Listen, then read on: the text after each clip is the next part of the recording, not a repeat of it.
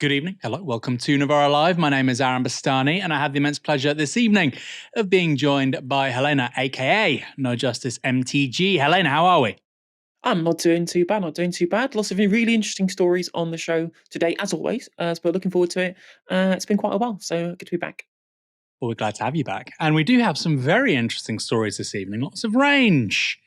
Firstly, Chancellor Jeremy Hunt has come out with a bold ambition for Britain that I personally find utterly ludicrous.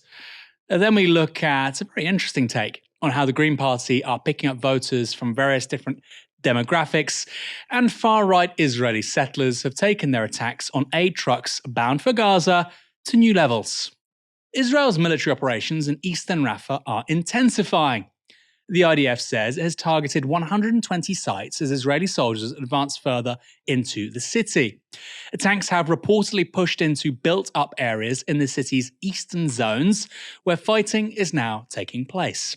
Officials estimate that 500,000 Palestinians have fled the area after the IDF ordered an evacuation of one-third of the region. Many of them have already been displaced multiple times.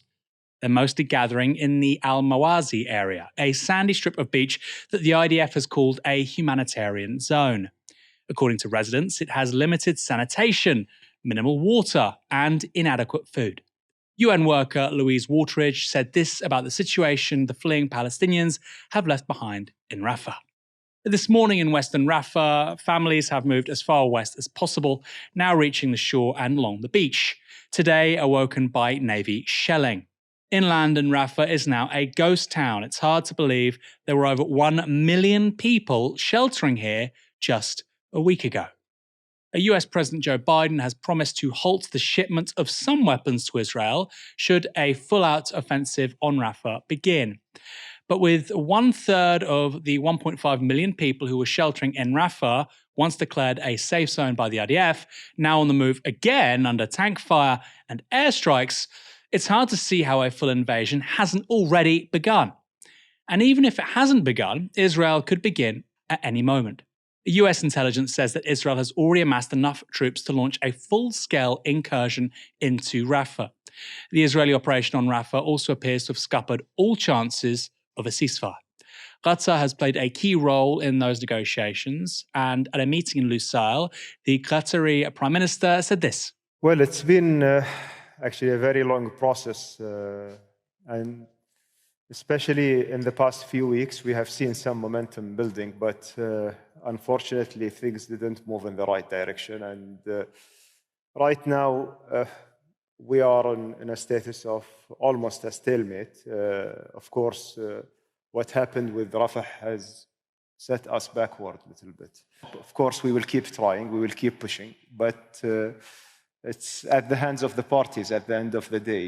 When there are two parties who want to agree on something, you need to agree on the baseline, first of all. And I believe that what we are seeing, there is a fundamental difference between the two parties. There is one party who wants to end the war and then talk about the hostages. There is another party who wants the hostages and wants to continue the war. And as long as there is any commonality between those two things, it won't get us to a result.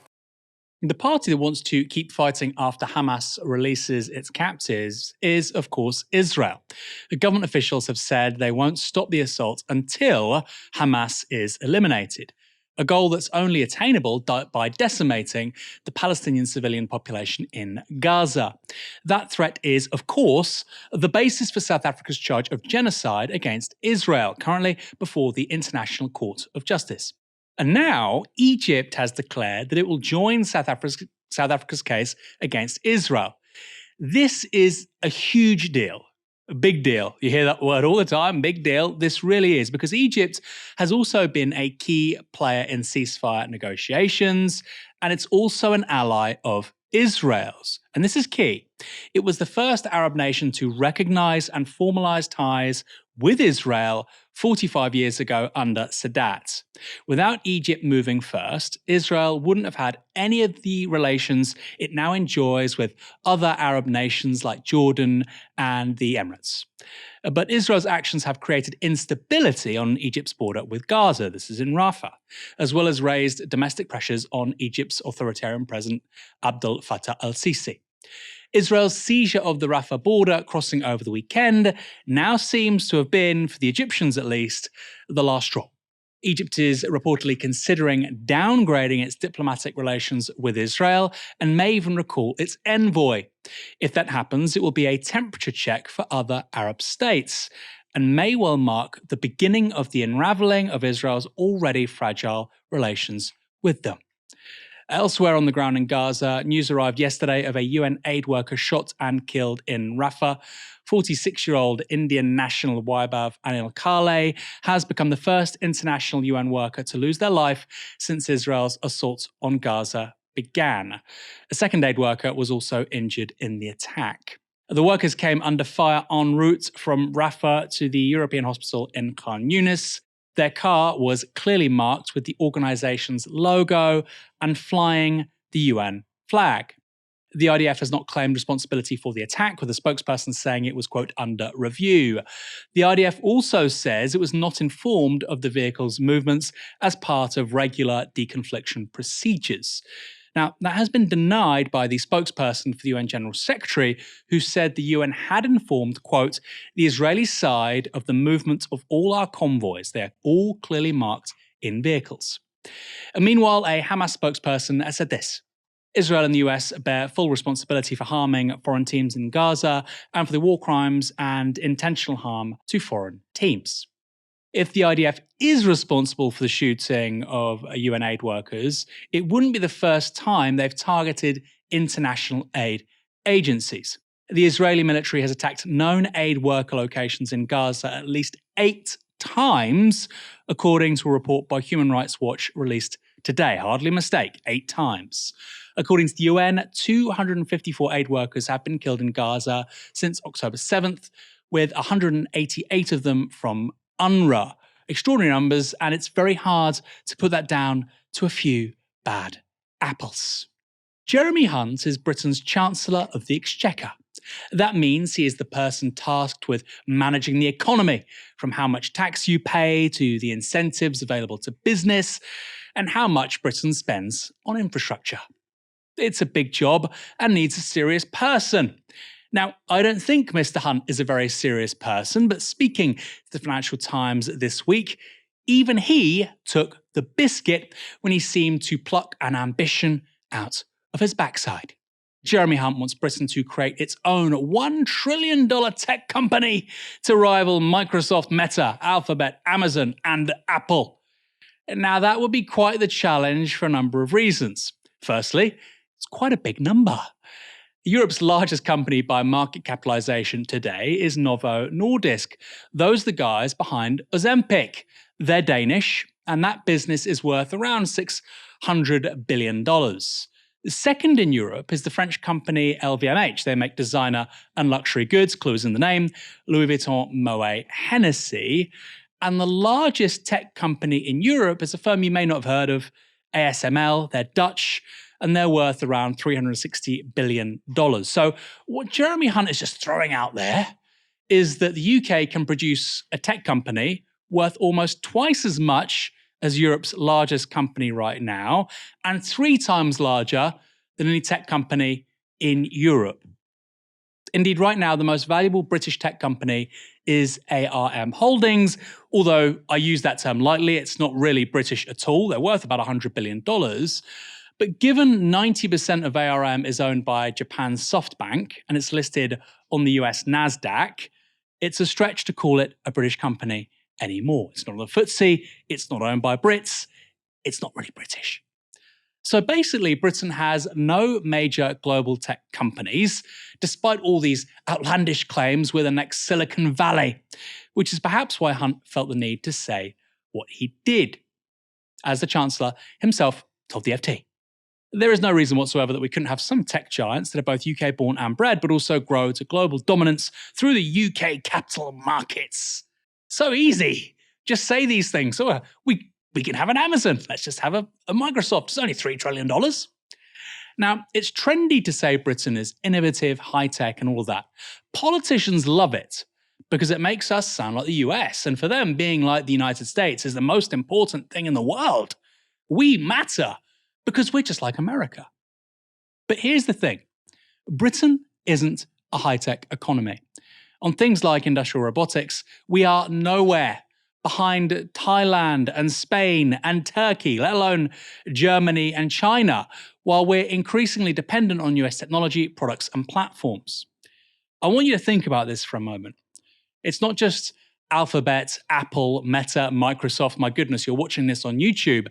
It's also Netflix, Zipcar, Salesforce. Even our government websites are built on Amazon Web Services. By the way, that includes the security services. We're so reliant on American infrastructure that Jeff Bezos owns the servers used for James Bond's emails.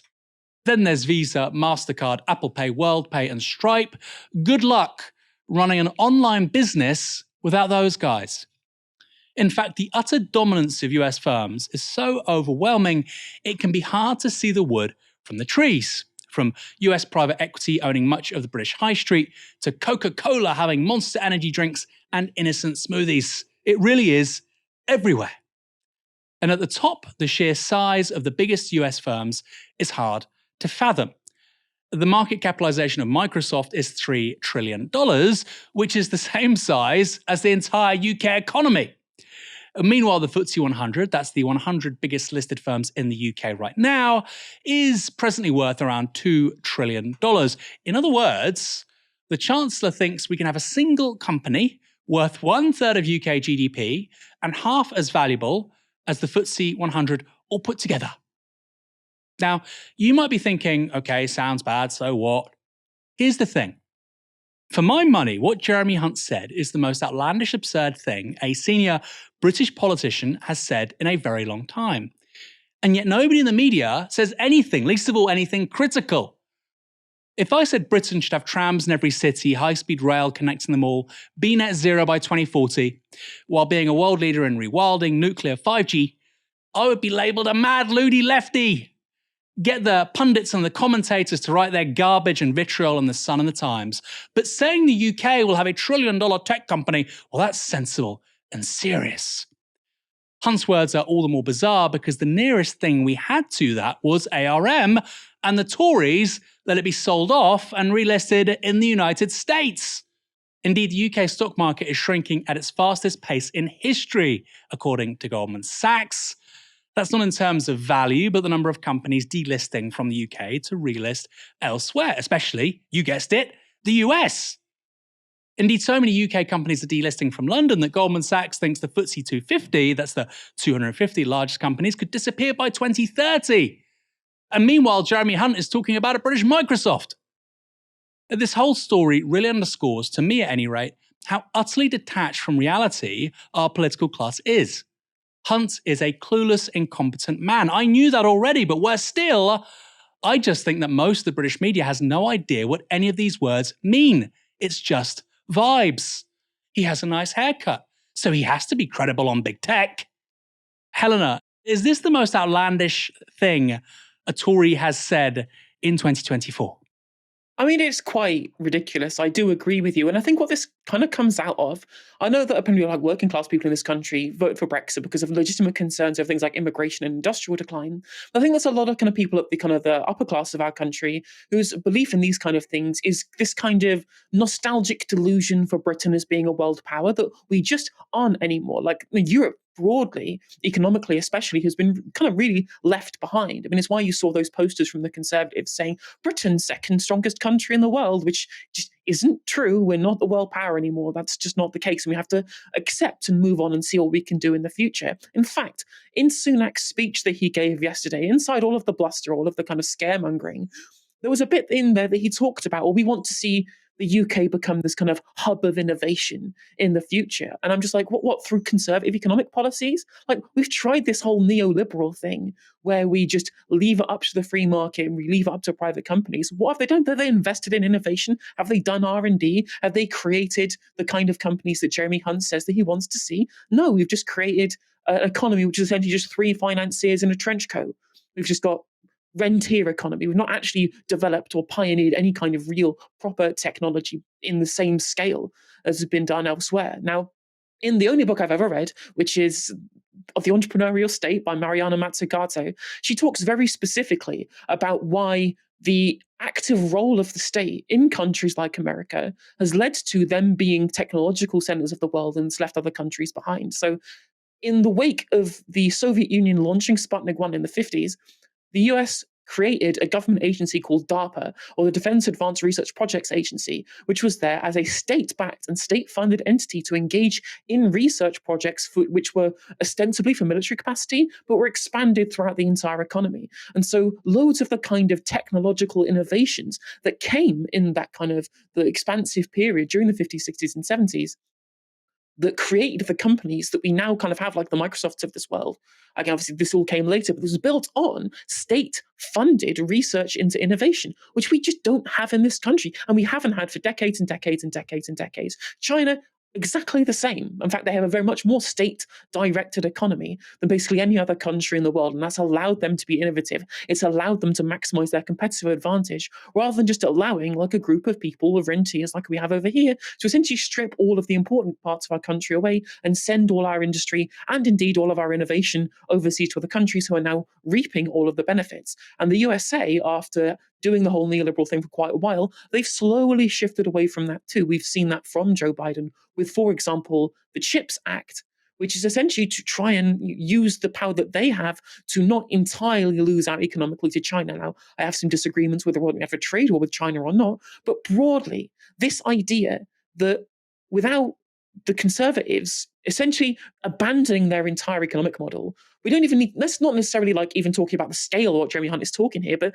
the idea that we could have the kind of economy that we need to survive the end of globalization.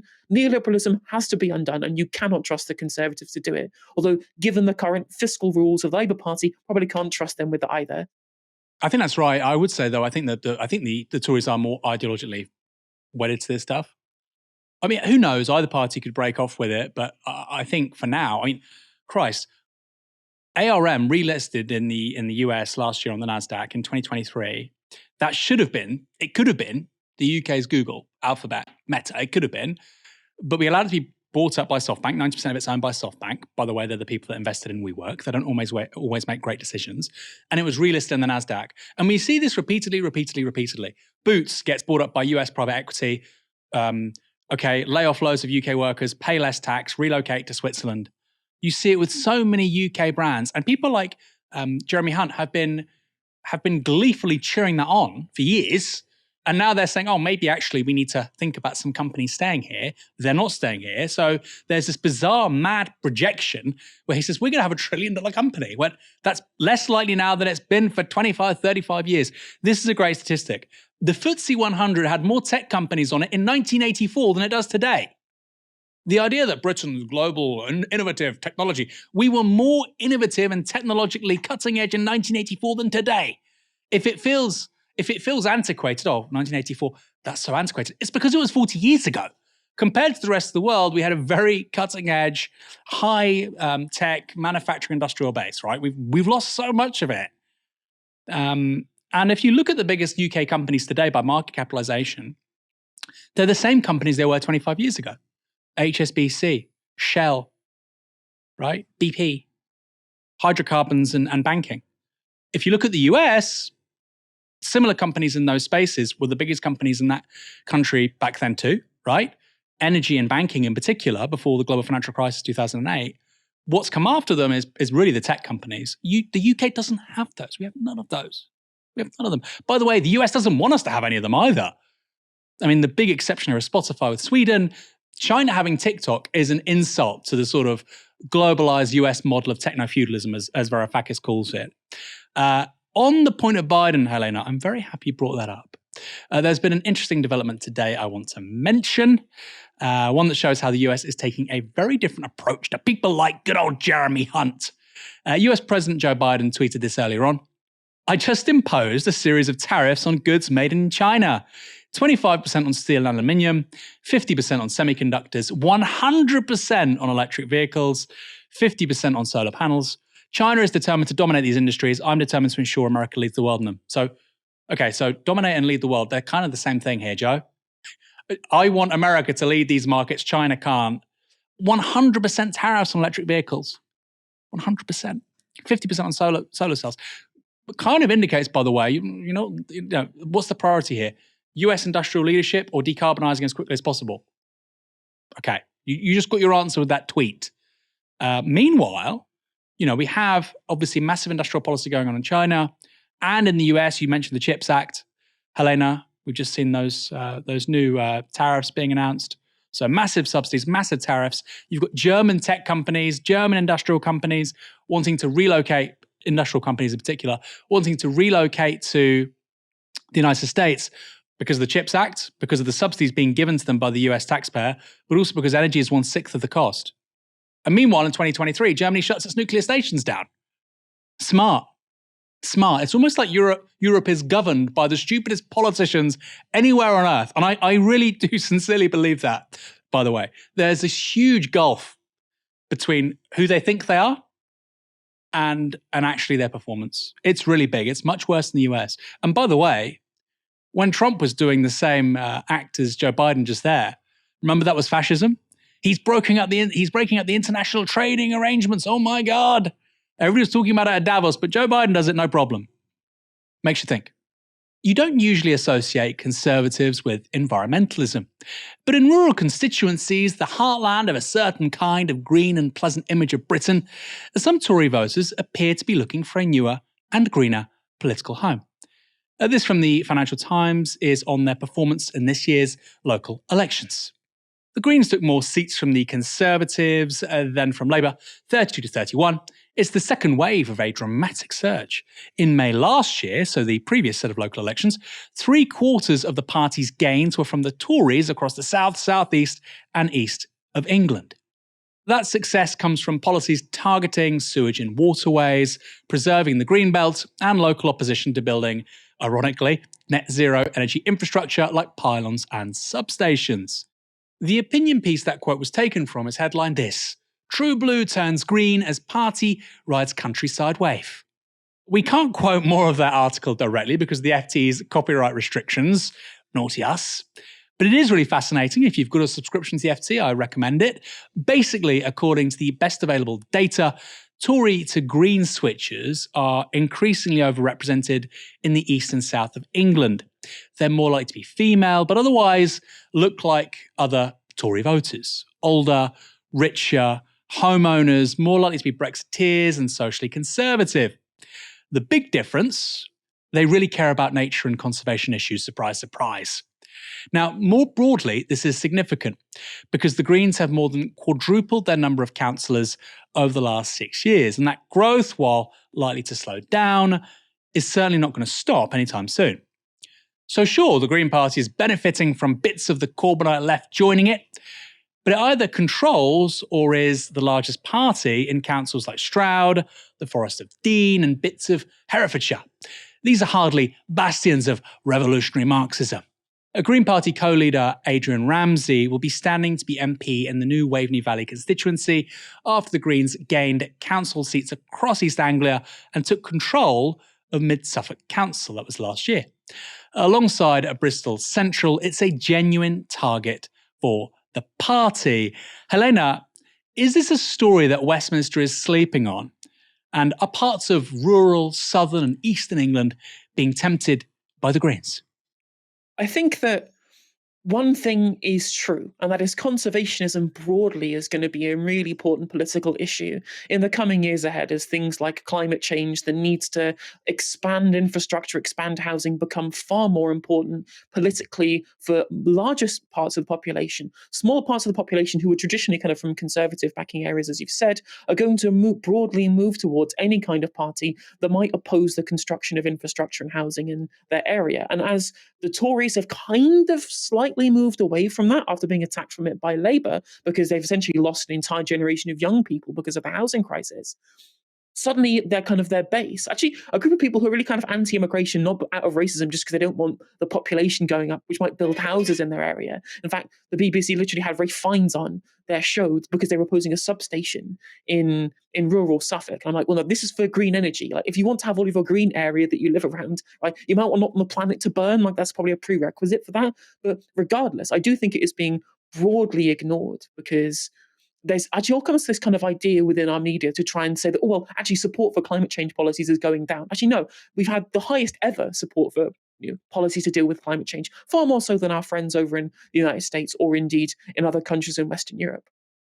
But what's really important here, I think, is that it is a true conflict within the party. There's the kind of the progressive post-Corbynite left who've kind of moved to the party because it more represents their values, and the kind of NIMBY wing of the party, who I have quite a lot of disdain for. I'm going to be real here. I'm going to be honest as a member of the party. But I think we can square this circle. I think broadly we need to be making a case within the party specifically for an idea of how we can engage in sustainable high density building of for example, new housing. The Soviets knew how to do this in their kind of Sotskerod program of high density housing with lots of green space protection for the environment around it, as well as all of the amenities people would need within walking area, 15-minute city style. So I think there is a way of squaring the circle within the party, but I do think that I have my biggest criticism of the Greens has been their reticence to acknowledge that there is going to have to be a lot of construction that has to get done to rebuild our industrial base in a green manner. Of course, green industry is a thing that we can do. And we also need to increase our inventory of things like council housing on a very, very large scale to solve the housing crisis. And these kind of people who are joining the party, ostensibly explicitly to kind of oppose these things, are going to lead to probably some problems internally within the party for the months and years ahead.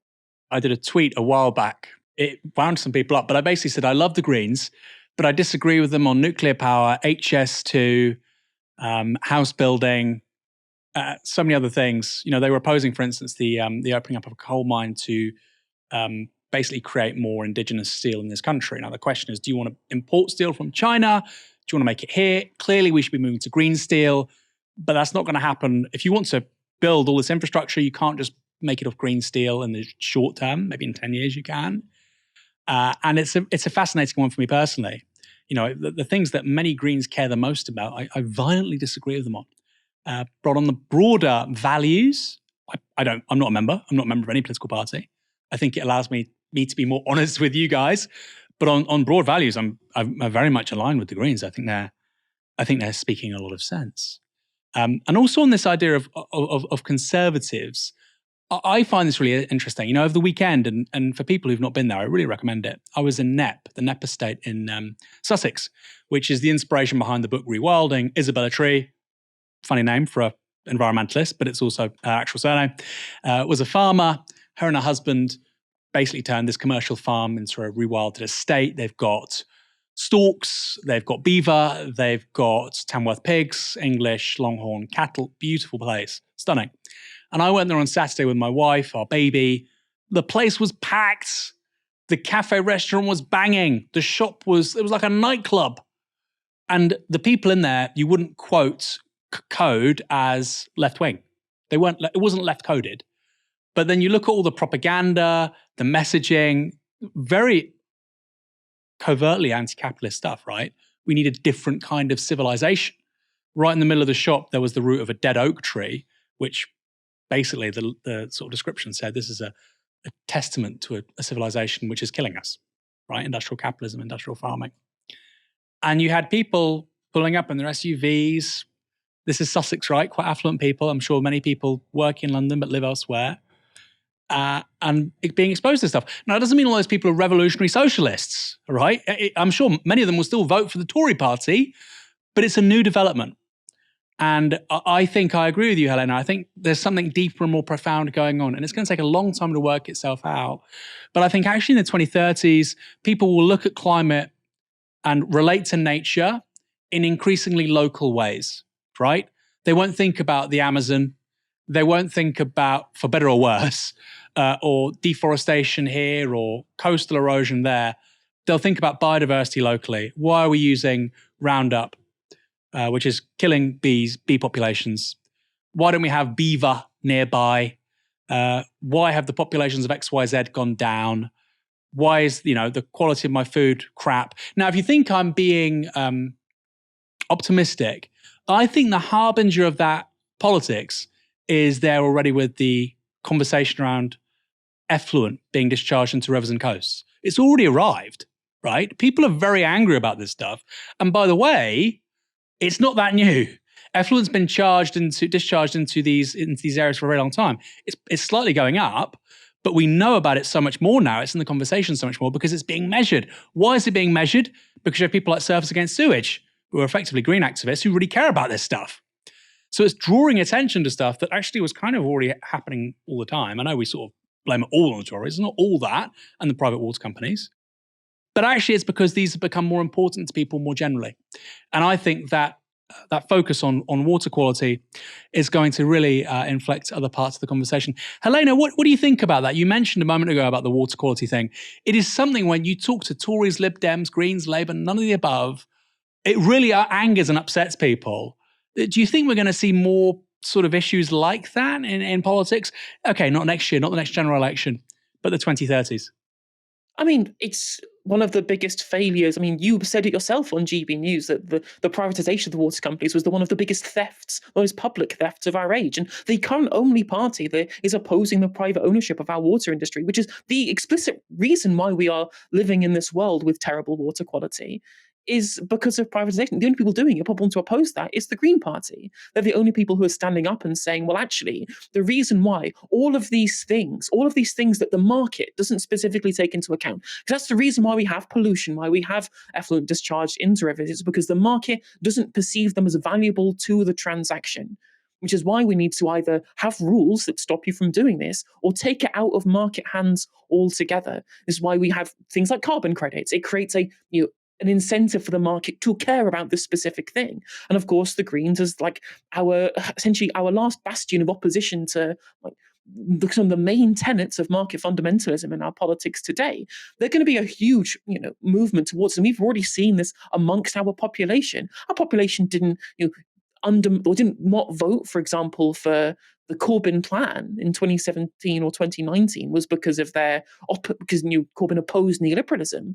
There was a host of other reasons with things like national security, but broadly, I do think people in this country do not want to see the erosion of all of the environment that we have to live in, these same kind of conservation issues, which are the direct result of the fact that we've just allowed private companies without state supervision to destroy these for their own financial gain.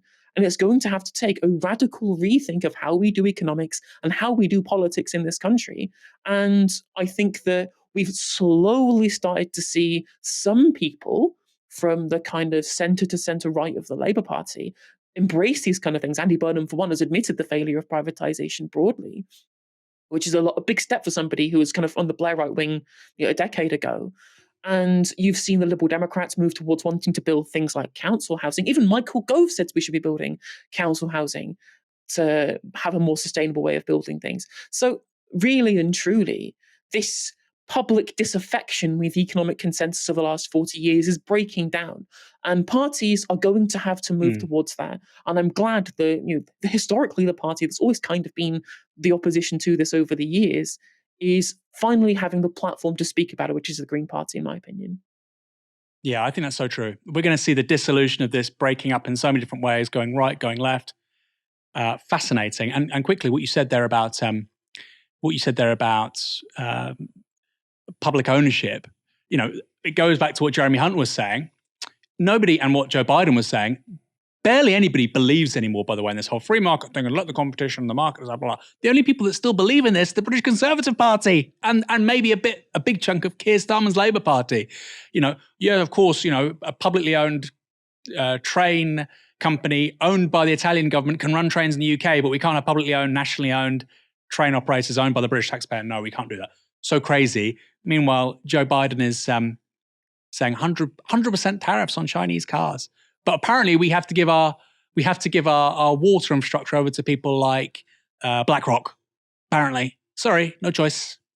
The Greens are also targeting very progressive urban seats such as Bristol Central, where Labour's Thangham Debonair is the incumbent. It's an area that will be more interested in a green transition than protecting the scenic views of East Anglia, as lovely as they are. So there is a tension there. Can you make and keep your promises to both kinds of constituency? Socially liberal and more socially conservative, NIMBY and Green New Deal supporter. Labour is certainly taking the threat of a green takeover in Bristol seriously. They should do. When Debonair was recently asked about the Labour Party rolling back on its net zero pledges, she categorically denied it, saying the party had not watered down its ambitions, quote, in any way, shape or form. I think a few people in Keir Starmer's own team might disagree with that one. Asked about the green threat, senior Labour official, General Secretary David Evans, told Labour voters this. We shouldn't take that for granted, that voters for smaller parties, more progressive parties will switch. We need to give them a reason to do it politically, and then we need to find them organisationally so we can have those conversations one-to-one and get them over the line. And I think we need to go beyond the simple squeeze message and actually make sure we're nourishing them with the kind of policies that have caused them to vote Green or in some cases Lib Dem or something else. We need to just have an adult-to-adult relationship, but we will be focusing on that. Helena, quickly, because we've talked about this a lot, in great detail, actually, which is always good. But I wouldn't often say something positive about David Evans, but that sounds like something I would have liked to have heard something like that from a General Secretary when Jeremy Corbyn was in charge. We're not going to take Green voters for granted. I mean, this is always the subtext, but it was never overtly said. We're not going to take Green voters for granted. We want to offer them concrete policies. The question for you, is Labour doing that? Well, I mean, the issue, of course, is that so much of the retreat from the promised prospectus of the Keir Starmer leadership campaign, for example, so much of that has been dished, so much of it's been U-turned from. Like, the take is good. It's a good take to say, well, we can't expect these people to vote for us unless we actually offer them concrete and material policies. Been saying this for a very, very long time. But to try and win a lot of these people back who have left, who have been lifetime Labour voters, have to like a total like top down, like demolition of everything that the current Labour Party has become under the leadership of Keir Starmer. But I find it difficult that they can actually find a way to win people over. And they seem to, from a leadership standpoint, be wanting to do the opposite. Remember Keir Starmer saying the door is open and you can leave? In fact, on a breakfast programme, speaking to Charlie Stay, when asked about something like a wealth tax, taxes on the rich by Charlie Stay, Rachel Reeves said, well, if people want to vote for things like wealth taxes, then they can make their voice known at the next election democratically. And I'm like, well, you're just telling your supporter base who wants to see taxes on the rich, because let's be real, wealth inequality is the biggest challenge for people in this country. Gary Stevenson talks about it all the time, and I fully support him in this. And to tell these people, well, if you want that, you should vote for somebody else, is the complete opposite of what David Evans is saying here. So I really do think that a lot of the people who've moved over will not be won back, especially not in the wake of something that is kind of so viscerally, kind of emotionally damaging to the kind of thing that people would stay within a party for, like Labour's response to the war in Gaza. And one final point is that when people are being offered concrete policy, when you look at the Frank Adlington Stringer campaign for the mayor in East Midlands, he spoke to a lot of kind of young people talking about the green industrial revolution creating new jobs for people who've been kind of screwed over by the current jobs market, and also talked about something called reparations for austerity, which I think is, the terminology may not be correct, but I think that this kind of campaign and saying, look, we've had 14 years of austerity that's decimated our communities, that's destroyed local ownership, that's kind of immiserated loads of working class people in this country. What we need for a current treatise for government is a proper plan to undo all of that damage. And unless Labour can speak in those terms to a broad left-wing movement, especially of young people who's their entry into politics was opposing the policies of George Osborne that Labour seemed to want to replicate, at least rhetorically, I don't think Labour are going to have any chance of winning these people back. Harsh, stern words. I would also say, given the extent of the Tory collapse and people are pricing in a big Labour win, if you were going to vote Green and not be worried about letting the Tories in, the next election is your chance. And I think, look, it's going to be hard for Carla Denyer to overturn a 30,000 plus majority in Bristol Central. It's Bristol West, but they're moving boundaries and whatnot. But she did win the popular vote in that seat in the recent local elections. And the Tories are nowhere. This argument that don't let the Tories in, I mean, that won't work in Bristol Central. It doesn't work in Brighton Pavilion either. I would love the Greens to get a second seat. I mean, if they got 3, Waveney Valley is very unlikely, but I think they could come a very strong second. If they got 3, that would be amazing.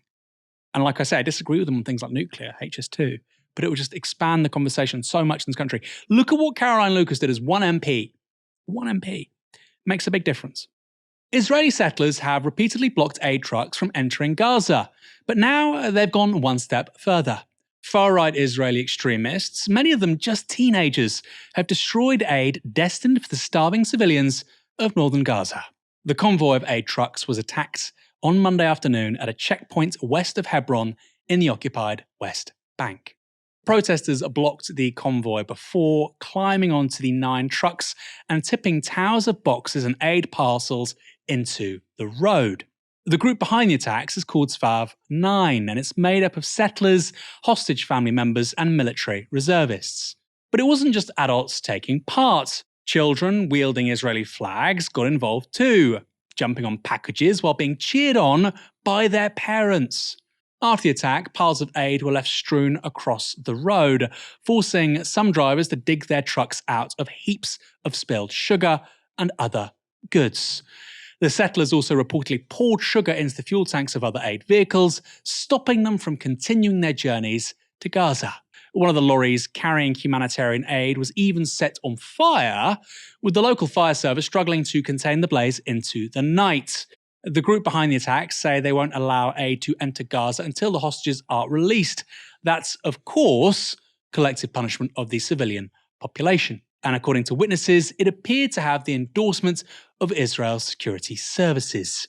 A human rights activist, Sapir Slotzka, saw the attack and told Israel's Net News this.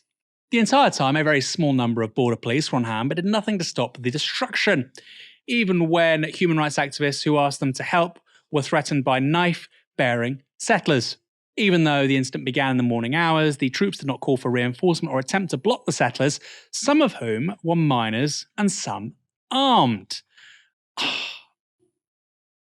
We talk about Israel in a way which we compare it to apartheid South Africa. That's the kind of thing that was very common in apartheid South Africa. Just lawless, a lawless supremacist society.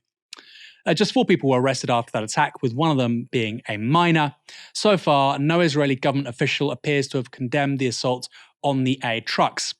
Speaking to reporters, US National Security Advisor Jake Sullivan said this. It is a total outrage that there are people who are attacking and looting these convoys coming from Jordan, going to Gaza to deliver humanitarian assistance. We are looking at the tools that we have to respond to this, and we are also raising our concerns at the highest level of the Israeli government, and it's something that we make no bones about. This is completely and utterly unacceptable behavior. Britain's Foreign Secretary David Cameron also condemned the looting, saying this. Attacks by extremists on aid convoys en route to Gaza are appalling.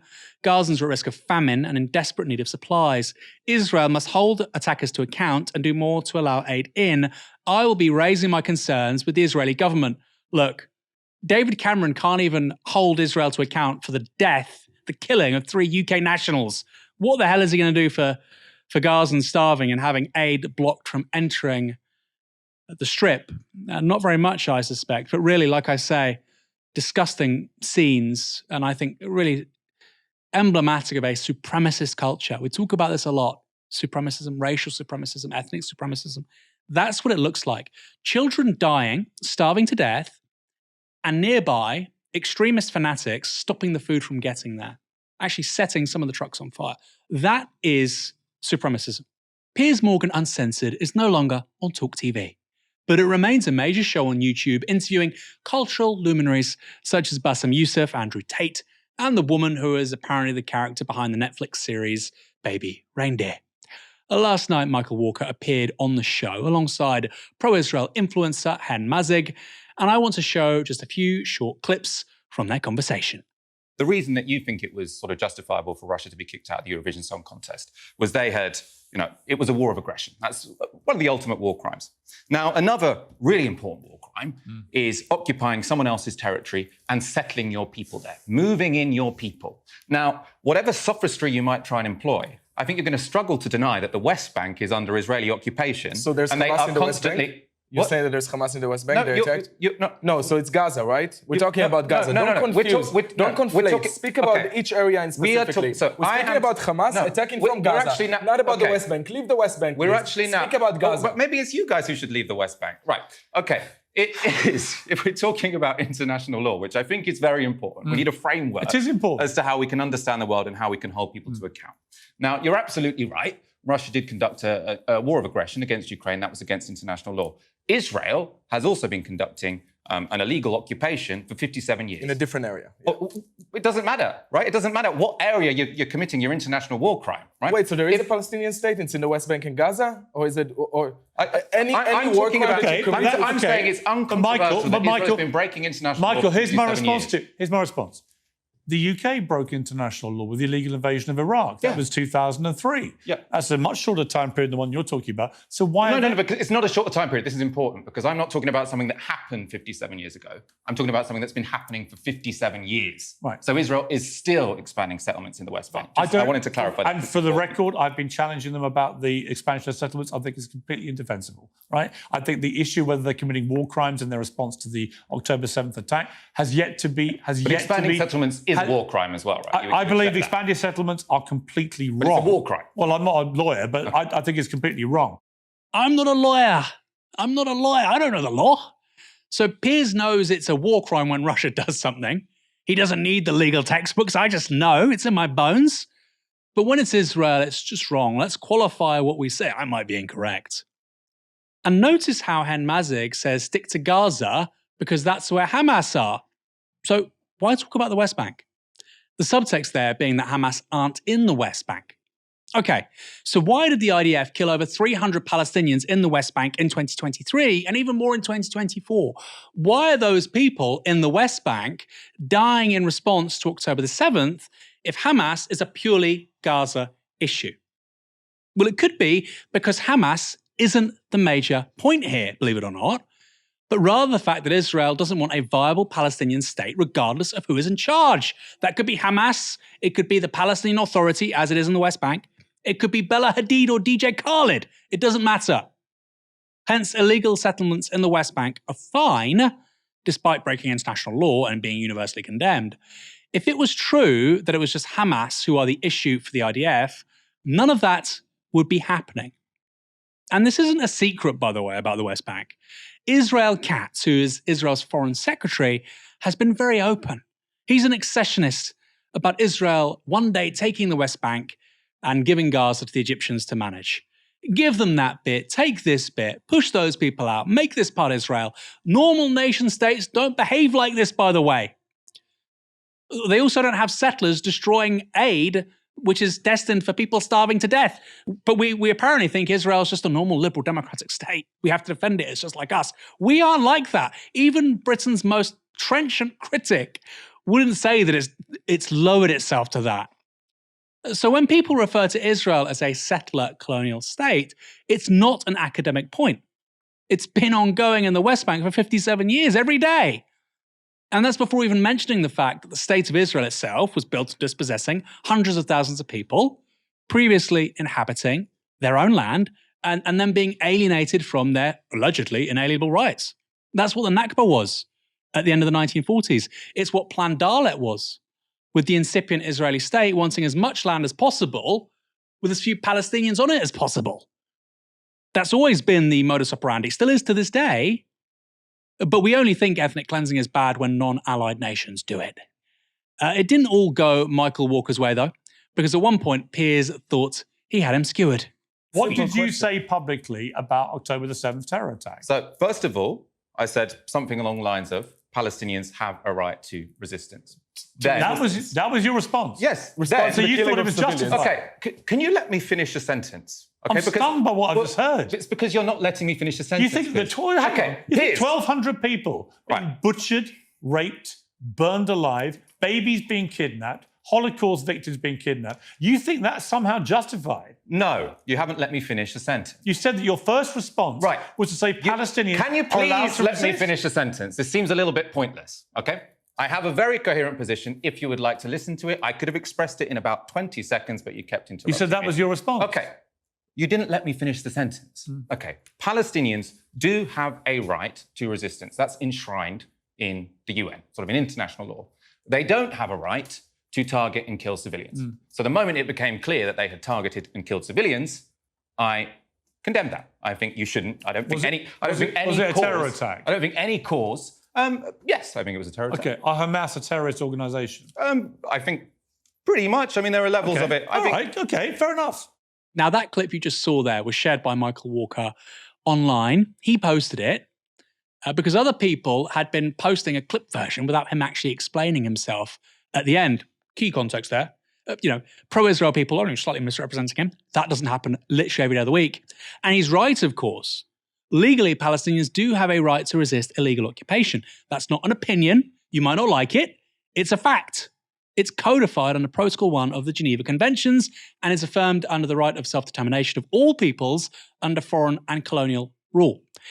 Get this, the UN General Assembly has even expressly affirmed the right of Palestinians to resist Israeli military occupation, including through armed struggle. That's not somebody at Novara tweeting about October 7th. That is at the General Assembly of the United Nations. Now, if you think that's crazy, you might do, then ask yourself, why is it legitimate for Ukrainians to resist by armed struggle, but not Palestinians? And Michael made clear there in that video, the full video, that the right to resist can't include killing innocent civilians. That happened on October 7th, which is why at the time he deleted the original tweet as the situation on October 7th became apparent. If you were killing civilians because of the actions of the Israeli state, that would be collective punishment. Killing people simply for being members of another group, even when they haven't done anything wrong, is precisely why Israel is being criticized by the world and its wife regarding its response in Gaza. Collective punishment. It's a war crime. I know we can discuss the fact that the IDF killed many Israelis on October 7th too, which more recently came to light, but it's also incontrovertible that what Hamas did that day was itself, like I say, a war crime. The point is, if we're using the language of war crimes and illegality, which we should, the charge sheet against Israel is infinitely longer and goes back decades, actually more than half a century.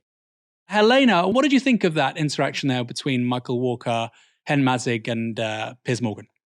And we watched the whole debate on stream, and I think I had an aneurysm, at least like multiple times during this particular discussion. And one point that really got to me as well was the Hen Mazzig tried to say, oh, well, you always cared about the Palestinians. So like, you always thought that Israel should have been banned from Eurovision because you're just obsessed with Israel. I'm like, well, they've been violating international law for all of this time. They should never have been allowed in. Like whatever happened since October the 7th is beyond the pale. What Israel's done in Gaza, but that is secondary to the fact that they've always been in a gigantic violation of international law with what they've been engaging in the West Bank for the last 57 years of their illegal occupation. They should never have been allowed a seat at the table, regardless, even before October the 7th. So trying to say that that's somehow a point in Hen Mazzig's favour is just completely nonsensical from him. And on top of that, this idea, this point that's kind of been tried to be raised by Piers Morgan, say, you people are just obsessed with Israel. You only care about when it's Israel, when they seem to only ever care when it's Russia. When the left, we have been the ones who have opposed these kind of actions, opposed these kind of occupations that have been engaged in by countries that have been supported by the West for decades and decades and decades. Who was it who supported the UK government stopping arming Indonesia during their incursions into Timor-Leste or indeed their occupation of West Papua? It was the left. Who has been the people, right, who've been calling up, for example, the ethnic cleansing of the Nagorno-Karabakh. Like, we've been doing that the entire time. Who is the one who's been calling out Turkey's incursions into Kurdistan? It's been the left. So this idea that we only care about Israel and that we are somehow obsessed with it is just complete nonsense. It's completely untrue. And there's a really great clip. That I saw. It came up on my TikTok feed yesterday.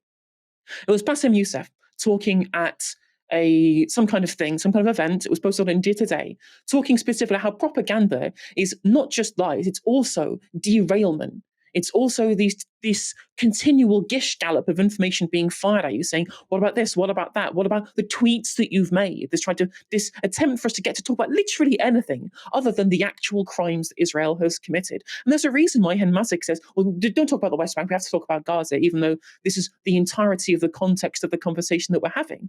Because otherwise, Hen Mazik would have to admit all of the things that have happened, the Israeli incursions into the West Bank that happened even before October the 7th. What about the raids on Jenin? What about the raids on Nablus? What about the raids in Sheikh Jarrah? What indeed about the raids into the Al-Aqsa Mosque compound, which Hamas have said was one of the reasons for their retaliation that they say is what their attack on October the 7th was? Because all it is an attempt to remove the context of this conflict out of the material situation at hand, which is, of course, that there is a illegal military occupation of both, indeed, yes, the Gaza Strip, and, of course, predominantly within the West Bank as well, that they don't want to acknowledge is the reasons why we have this continual conflict. At any point, Israel could cede to at least some of the reasonable demands of withdrawing to the 1967 borders, and then suddenly all of this would go away. They could not indeed allow, from Netanyahu, which we explicitly know now that he did, allow money to get funneled to Hamas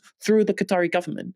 All of these things could have been avoided if certain sections of the Israeli political class weren't desperately obsessed with the continued colonization of Palestinian land. But they won't do that, and the West won't call them out for it, so it will continue ad infinitum. And unless we have a proper conversation about the real and constant and consistent crimes of Israel, rather than just continue getting derailed with all of the continual this kind of machine gun full of talking points you hear from the kind of Hasbara narrative from the pro-Israeli side, we'll never achieve peace, we'll never achieve a solution, and we'll continue like this forever. Yeah, so well said. Look, people said there are no easy solutions. You could go to the 1967 borders. You could give people what they broadly want. And I've had this thrown at me so many times. Aaron, how would you feel if you were Israeli and you had people 30 miles away and they wanted to kill you and they had access to weapons and they were getting, hardware and instructions from the Iranian Revolutionary Guard? How would you feel? Okay, let me put myself in the shoes of a right-wing Israeli conservative. I would want a border. I would want a militarized border and give them their own country, and I would want sentries on the border and us being totally separated. They don't have that on purpose because they want, like I said earlier on, as much of the land with as few people on it as possible. So this idea of what would you do? I would want a border. I would want a separate country. I wouldn't want to share a territory with people apparently who want to kill me. By the way, that isn't true, right? Most people just want to get on with their lives. Most people, in most places, most of the time. Helena, you were great as ever. Thanks for joining me this evening. Much appreciated. Thank you very much. And I had a great show today. Appreciate it. It was very fun. Your eyes look very blue. It reminds me of June. Our very own Muad Lib here on Novara Live. And thanks everyone for watching this evening. Come back tomorrow night for another stream. You've been watching Novara Media. Good night.